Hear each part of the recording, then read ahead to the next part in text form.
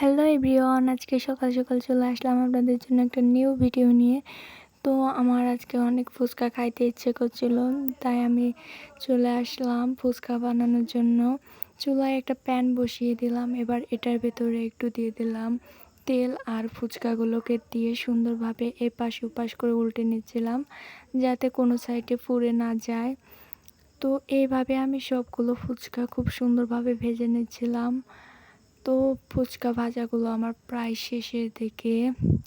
দেন আমি একটা বয়মের ভেতরে এগুলোকে তুলে নিলাম, একদম বয়ম ভর্তি করে ভেজে নিয়েছি। তো আমি এবার চলে আসলাম ফুচকার জন্য, যে এই ভর্তাটা বানাবো সেটার জন্য কালাই আগে থেকেই সিদ্ধ করে রেখেছিলাম। দেন এগুলোকে একটু হালকা করে মাখিয়ে নিলাম। এবার এটার ভেতরে দিয়ে দেব একটু পেঁয়াজ বেরেস্তা, একটু রসুন কুচি, এবার একটু দিয়ে দেব মরিচ কুচি, এবার একটু দিয়ে দেব স্বাদ মতো লবণ, ধনিয়া পাতা গুঁড়া, তারপরে জিরার গুঁড়া,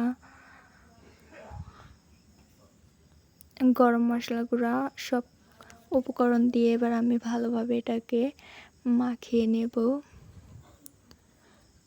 তো খুব সুন্দরভাবে আমি এগুলোকে মাখাচ্ছিলাম। তো প্রায় আমার মাখানো শেষ, দেখেন খুব সুন্দর হয়েছে। এবার আসলাম আমি টকটা বানানোর জন্য। দেন আমি আগে থেকেই এগুলোকে পানিতে ভিজিয়ে রেখেছিলাম। তো সুন্দরভাবে এগুলোকে একটু মাখিয়ে নিচ্ছি। দেন আমি এরপরে এগুলোর ভিতরে দিয়ে দেব একটু লেবুর রস, যেটার কারণে টকটা থেকে একটু ভালো ফ্লেভার আসবে। তো এবার দিয়ে দেব একটু চিলি ফ্লেক্স।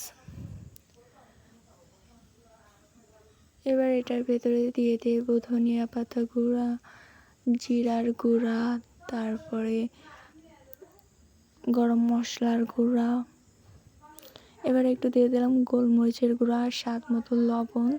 দেওয়ার পরে সুন্দরভাবে আবারও মাখিয়ে নেব। দেন আমি এরপরে দিয়ে দেব একটু স্বাদ মতো চিনিটা দেওয়ার জন্য টকটা একটু আলাদা একটু স্বাদ আসবে। তো এই সবগুলো উপকরণ দেওয়ার পরে আমি ভালোভাবে মিক্স করে নিলাম। তো একটা সবগুলো রেডি হয়ে গেল।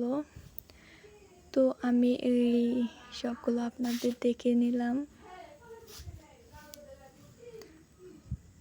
তো একটা বাটির ভিতরে আমি সুন্দরভাবে এগুলোকে ঢেলে নিচ্ছিলাম।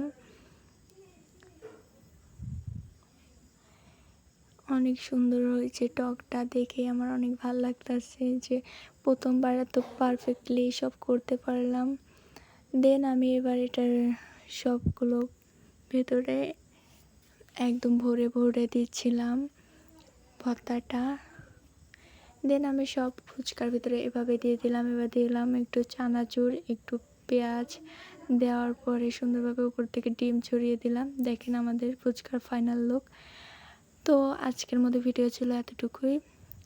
দেখা হবে আবার কোনো নেক্সট ভিডিওতে।